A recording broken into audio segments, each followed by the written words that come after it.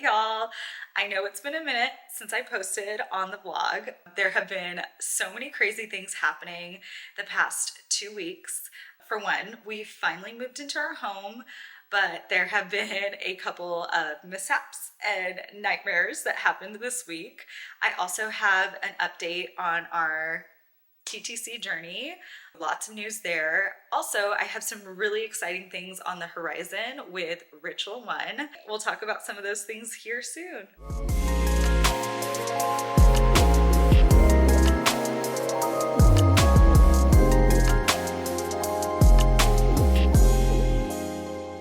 First things first, we officially moved into our home.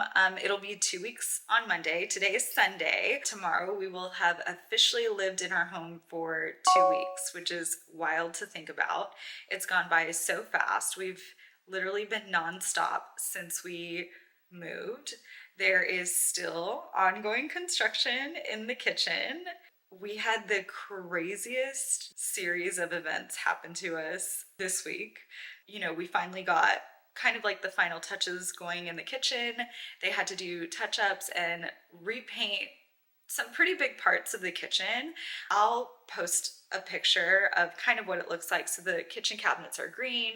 So I was very particular and very Virgo about the details of the kitchen in terms of just like the quality of the paint job and making sure that, there weren't any marks or chips, or that the edges of the cabinets where it's green to white were clean edges. So I got very OCD and just kept having, the painters come, contractors come, and we kept kind of nitpicking until it got down to where we want it. I'm actually this afternoon doing like a full deep clean of the kitchen and lining the kitchen cabinets up so that we can finally get the boxes out of the dining room and everything into the kitchen. Super excited that the kitchen is pretty much done. I think the last thing that needs to happen is we need to polish the island and seal it.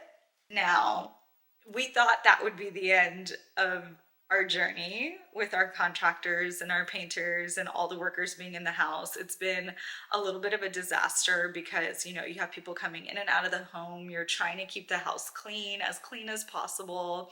And we also had the kids all of the month of June. So trying to have the kids be comfortable and have all the things the kids need while also keeping everything tidy with workers coming in and out was really, really difficult and really hard on me and my OCD, but we made it through.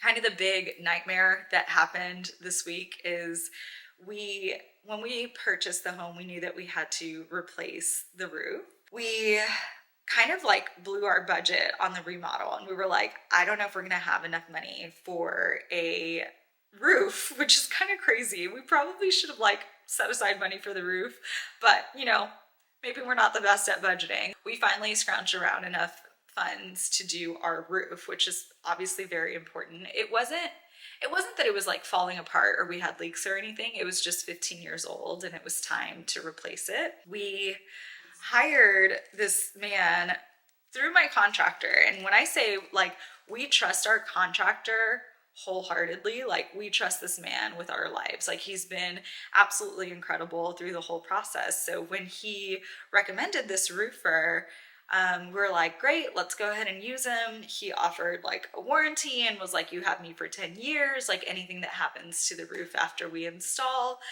we'll take care of, we'll cover. Took a minute to get it scheduled. He kind of was here and there, and he said, we have to have good weather, etc. The date we landed on to replace the roof was this past Thursday. If you live in Houston, you're very aware of what happened Thursday and Friday afternoon in terms of weather. Thursday morning, they're here bright and early. They start ripping off all of the shingles from the roof, all of the materials at literally 6:30 a.m. So it was crazy, all this noise, chaos. The kids were here. I was like, okay, we're gonna take them to camp early, just get them out of the house. I have some footage of them literally throwing shingles off the front of our house. And so immediately I already felt uncomfortable because they weren't necessarily being careful when they were throwing materials off the roof into our front yard, our newly turfed front yard. They actually damaged the railing that we had just put in our front porch because shingles were just hitting the rails and scratching the rails and landing on the rails. So immediately I was so angry. I'm already like at the end of my rope when it comes to remodels and people being in the house and not being respectful. So I yelled up to the guys and I said, hey, you guys need to be careful with the railing. Like, we just put this railing in. It is brand spanking new. Like, I don't know why you guys didn't cover it in the first place. So that's kind of strike number one, was like the carelessness. As the day went on, they just started making more and more of a mess. And I understand that like it's messy during the process, but when I say messy, it was crazy mess, and they didn't put much to cover our yard or anything. So then later into the afternoon, we officially don't have a roof. They've ripped every single shingle off of our roof, and about 2:30 in the afternoon rolls around and thunder, dark clouds start rolling in. I'm looking up at the sky and I'm just like, oh God, this is not good. What is gonna happen? So I pick up the phone and I call the roofer. Of course, the roofer wasn't here the whole time. He just sent his whole crew. So I called him and I said, what is our plan here? Like, we literally don't have a roof on our house, like at all, no roof. And he was like, oh, it's fine, it's fine. My guys came prepared. We're gonna tarp. We're gonna like, there's tarp on the roof right now, basically. Like, there's tarp covering your home. And I was like, please explain to me how like tarp is going to protect our home from water damage in this torrential downpour. Torrential, I'm talking like heavy flooding type rain, 0 to 100 real quick. As this is all going on, we have to pick up the kids from camp. I need to leave the house because I'm like, I can't be here. I'm so stressed out. Hunter and I leave for the children, pick them up at their 2 summer camps in like Memorial area. So it was about 25, 30 minutes away. On the way back, we're stuck in like bumper to bumper traffic. If you guys were out Thursday afternoon, you know what I'm talking about. The traffic was insane. And so we're just sitting there in traffic and I'm like dying a slow death inside. I'm screaming, crying, but also like trying not to show it. It's all happening internally because we have the kids in the back and I don't want the kids to panic about what's going on at the house. We finally get to the house and immediately we walk in and our son walks upstairs, and right on the banister area, like we have like a landing on our staircase before you get to like the second set of steps, and he's like, there's water on the ground. And I was like, oh, he just said the worst words I could possibly hear. So I look up and I'm like, okay, there's already a leak, big leak, like major leak, crack through the main like staircase area, like the highest possible point in the house. And immediately I call Hunter and I'm like, Hunter, come upstairs. Like, we got to get into the attic. We have to take a look around at this point. At this point, it was all damage control. At this point, I was like, there's nothing we can really do right now. It's pouring rain and there's not much we can do at this point. The most we can do is just like look for places where water is coming into the home. And yes, water definitely came into the house. It wet all the insulation in the attic. It wet some of the wood that's in the attic. And so, yeah, that was our Thursday. So Friday, this ridiculous roofer calls us and is like, I'm gonna come in and like rip all the insulation out and I'm gonna take care of everything. Don't worry about it. And we're like, absolutely not. At this point, we have a brand new home, freshly painted, fresh floors, fresh everything. So we were like, we just don't trust your team to do something like that. Please, please, please don't come. He insists. He's like, no, I feel bad for yesterday. I need to come tear out the insulation. I'll come do it myself. I said, okay, well, we will not allow anybody else unless it's you. Like, if it's you coming, then we will be here for sure, looking and making sure that you're not destroying everything. We only trust you to do the job, essentially. So he says, okay, I'll be there at 12:30. So Hunter clears his schedule. We're waiting on him and we're waiting and we're waiting.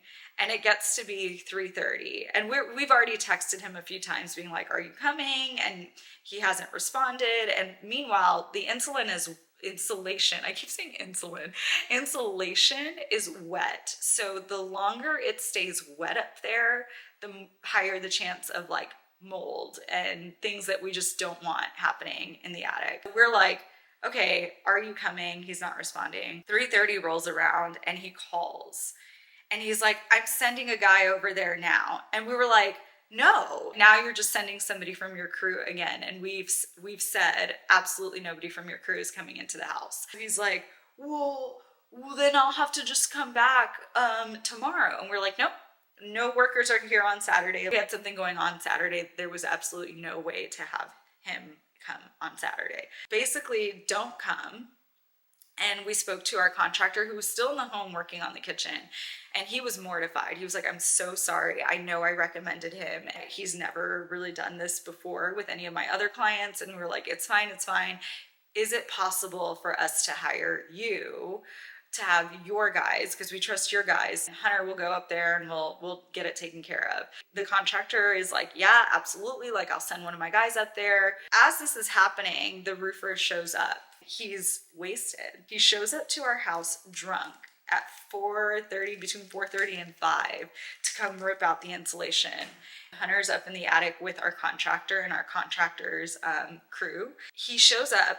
He pushes his way through the home, pushes his way up into the attic, and telling Hunter, like, oh my God, I upset your wife so much. Like, the only thing I have is my integrity, and I hate that I did that, and I need to make it up to you guys. He's like wasted. And so I show up and I'm downstairs as they're walking out, and he just is inches from my face saying like, he feels so bad and he needs to make it up to us, and he'll be back tomorrow to put the new insulation in. And I said, nobody's coming tomorrow. He officially left, and we are definitely very much at our wit's end, and we have a lot now. Now, when we thought our remodel was over, now we have to possibly do some work in the attic and then also put in some new insulation. Parts of our ceiling did have water damage as well. Just when thought we were done with everybody being in the home, we now have to rip up parts of the ceiling and repaint and refinish. That was the nightmare that I was dealing with this week in terms of the home. The other thing that I was kind of dealing with this week that was a surprise, but not a surprise at the same time. It was just something that I think I saw coming and maybe was avoiding. I ultimately set up an appointment with my fertility specialist. She's absolutely amazing. And I had an appointment with her to discuss, the possibility of maybe my heated classes affecting my ability to conceive, and, what some steps moving forward would be. Essentially, she said she was proud of me for setting up the appointment and happy that I kind of came to the conclusion on my own that maybe teaching at a 96, 97 degree temperature isn't the best environment to conceive for a couple of reasons. And I say this, every couple is different and everybody's health is different. But one of the things that kind of triggered me to it was I was looking at my Aura Ring data. The amount of time that I was in that high stress zone during class and even post class was like, it didn't seem normal. I just feel like maybe this has something to do with it. And so she said, I'm proud of you for coming to me. When you came to me a few months ago and we discussed your hot classes, I did think that maybe it could be something that like puts you at risk. And she was like, and we ultimately kind of settled on, if I thought I had conceived, to take the 2 weeks off following conception, potential conception, from work. At the time, I think, to be quite frank and just honest, I was like, that's not going to happen. I'm healthy. It's fine. I can't see myself just being like, hey, I possibly conceived. I need to take the whole next 2 weeks off every single time we were trying. Because that would essentially be like 2 weeks on, 2 weeks off. And that's just not possible. She basically said, like, I didn't want to tell you no with your lifestyle. She's like, I didn't realize, like I showed her my graph and she's like, I just didn't realize how hot the room was. Like, I think she thought maybe it was more typical of like other, you know, typical hot yoga classes that people have where the temperatures may be like between 80 and 85 where it's like warm. Virtual one classes are so extremely hot. She did ultimately recommend that while I'm trying to conceive, not to teach heated classes. That was whammy number one this week, even before all the roof stuff. I was anticipating already, I talked about it in my first episode, that I was not going to be able to teach heated classes. What I didn't anticipate is that it was going to happen before conception. I thought it was going to be like, okay, we're going to conceive and then that's when everything will change. And it came sooner. And so I really had to adjust my mindset and had to regroup. And that was hard. I cried a lot that day. And thankfully, I have such a strong support group, including my boss, who was like, let's start rolling out these non-heated classes. That's where we landed. After many tears and just conversation and just taking some time, we settled on doing non-heated classes like we originally had decided before. The cool part is we were going to market it as pre and postnatal classes, but now we kind of decided that it's important to reach other groups that maybe aren't necessarily prenatal, postnatal, but maybe like perimenopausal, or maybe have an autoimmune disorder that doesn't allow them to work out in such extreme heat. Super excited about that. Those are rolling out not this coming week, not the first week of July, but the second week of July. And so I'll be teaching Tuesday, Thursdays at 1:30 non-heated Pilates classes. I'm nervous about doing that. There will be a lot of pregnancy modifications, prenatal and postpartum modifications throughout, but it'll basically be more just of a non-heated class more than anything, which makes me really excited. And again, excited to kind of like put into place that prenatal certification I got so long ago, or specialization. It'll be fun. It'll be exciting. I'm very nervous, but I have already gotten such a big influx of support from current clients, and I haven't really told everyone or have like made an announcement, so I guess that's me telling you guys now.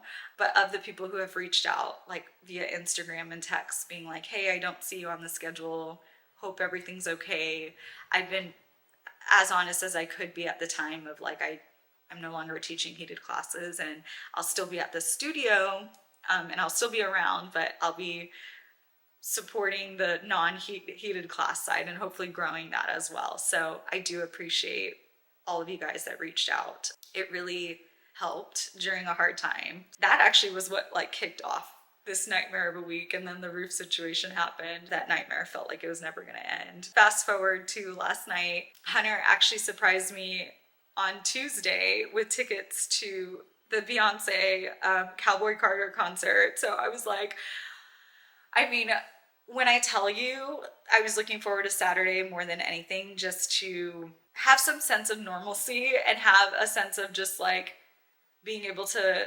relax a little bit and just enjoy life. It hasn't been super enjoyable the past 2 weeks dealing with so many things and so much stress. The concert was amazing. Beyonce is unreal. She's unbelievable. And Blue Ivy, I cannot believe that she's 13 years old. And that's all I have to say. It was unbelievable. Like, you almost just have to see it for yourself. I can't even explain how incredible it was. And I got to go with my friend Haley, because Hunter was like,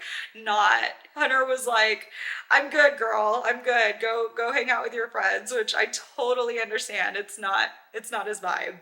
Saturday, things finally started to turn up, and I think the news, I guess, or the information that I had received earlier this week about not being able to teach heated classes, kind of the initial shock of it subsided, and it was nice to kind of have that sense of normalcy again. And then lastly, I wanted to talk about today. So we had the Vuori Active Club event today. I still have my little fit on. I ended up going with the light peach outfit. If you want to know about the outfit choice, I do have a previous vlog where I did a try on session at Vuori, and we had some options that I was going to try on for the Active Club event. Oh my God. I don't even know how to begin to thank everybody that showed up today. It was, I mean, an insane turnout. I knew that we had sold out the event. When Phoebe and I spoke, it was more like, oh, you know, we'll get like 30–40% of the people that signed up. We filled the space completely. Yeah, Hunter took some photos. I'm gonna try to put some photos up, but we filled the space completely, wall to wall. I was laughing because I've never had a podium before. Like, I've never taught on like a platform, and I had like a platform to teach on today, and that was so cool. I was like, I feel so official. I've been teaching for 5 years now, and I was like, I've never felt like been on like a riser, and it felt very weird, but I had so much fun with it. Everybody showed up and showed out. All of my queens from Ritual 1. There was people from Ritual 1. There were people from Solid Core. There were people that I met on TikTok that watch my videos on TikTok, and it was so surreal to meet them in person. I was like, this is crazy. Like, it was like weird because I all of them I walked up to, and the first thing I said was like, you look so familiar. How do I know you? When they said TikTok, I was just like, guys, I don't have that many followers at all. I'm not saying I'm like famous or anything, but it was such a cool feeling to have people say, I've been watching you on TikTok and I was super excited to meet you today and like to come to this event. And I was like, that's wild. It's starting to rain. That afternoon rain, I swear I'm traumatized. I used to love afternoon rain, and now I'm like, nope, no more afternoon rain. The turnout was incredible. I'll have to post some content later. We did a full 60-minute like Pilates sculpt kind of like fusion class, and it was so much fun. We used a band. We didn't have any equipment. I was a little bit nervous because I'm so used to having the heat and equipment, and all I had was a band. So it was like working with the band. Oh my God, my dog is, I'm gonna let my dog in. What in the girl, is it the rain that's scaring you? Come on. I think I'm gonna do more of those events. I think I have a great girlfriend, Reagan, that actually brought the idea to me. I was doing outdoor park events a little over a year ago, when I was in between Berries and Solid Core, and they were really successful. And I was trying to think of ways to do those again.